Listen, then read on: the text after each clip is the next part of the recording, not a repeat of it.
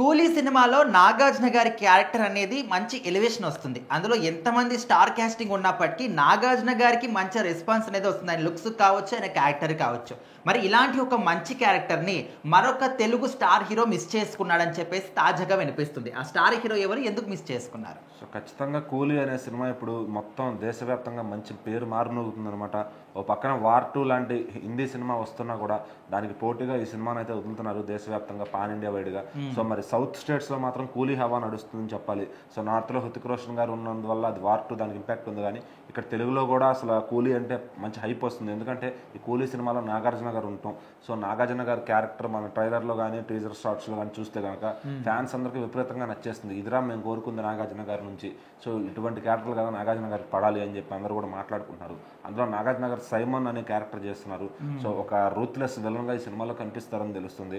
అయితే మరి ఇంత మంచి క్యారెక్టర్ని అంతకుముందు బాలయ్య గారికి ఆఫర్ వస్తే ఆయన వదులుకున్నారంట.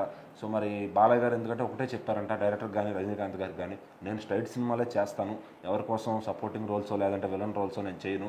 నేను చేసిన కెరీర్ మొత్తం నా 50 ఏళ్ల కెరీర్లో స్ట్రైట్ సినిమాలే ఉన్నాయి తప్ప నేను ఎక్కడా సైడ్ క్యారెక్టర్లు చేసింది లేదు, నాకు అది అలవాటు కూడా లేదని చెప్పి తెగేసి చెప్పారంట. సో దాంతో ఇంకా ఏం చేయాలో అర్థం కాక డైరెక్టర్ గారు అందరూ డైలమాలో ఉన్నప్పుడు డైరెక్టర్ గారికి ఒక ఐడియా వచ్చిందంట, నాగార్జున గారు అయితే బాగుంటారని చెప్పి. సో ఆయన పాత సినిమాలు చూసి ఆయన బాగా ఒక ఫ్యాన్ బాయ్ మూమెంట్ అంట ఆయనకి తెలుగులో. సో నాగార్జున గారు అప్పట్లోనే మరి చేసిన సినిమాలన్నీ పాన్ ఇండియా లెవెల్లో రీచ్ అయ్యాయి.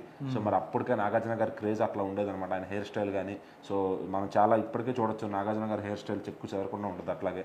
సో మళ్ళీ ఈ 'కూలీ' కోసం మంచి హెయిర్ స్టైల్ స్వాగ్ని మెయింటైన్ చేస్తూ ఆయన అయితే కనిపించారనమాట. ఆయన ఒప్పించడానికి లోకేష్ కనగరాజు గారు అయితే 7 సార్లు స్టోరీ సిట్టింగ్లు వేస్తే కానీ ఒప్పుకోలేదంట.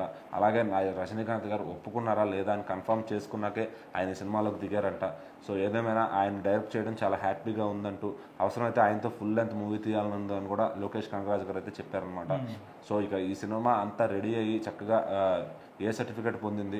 సో మరి ఏ సర్టిఫికేట్ అంటే చిన్నపిల్లలు ఈ సినిమాని చూసే అవకాశం అయితే కోల్పోతారు థియేటర్లో. సో మరి ఎందుకంటే ఫుల్ వైలెన్స్ ఉంటాయి లోకేష్ కనగరాజ్ సినిమాలు.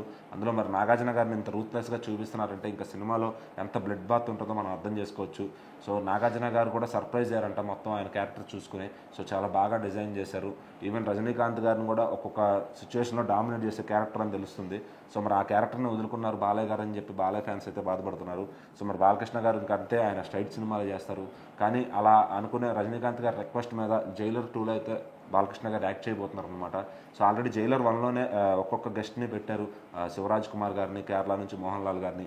అప్పుడే మన బాలకృష్ణ గారు చేయాల్సింది కానీ నాగబాబు గారు చేశారు అక్కడ. సో ఈసారి 'జైలర్ 2'లో ఈయన ఉంటారు బాలకృష్ణ గారు కన్ఫామ్గా రజనీకాంత్ గారి రిక్వెస్ట్ మీద అని తెలుస్తుంది.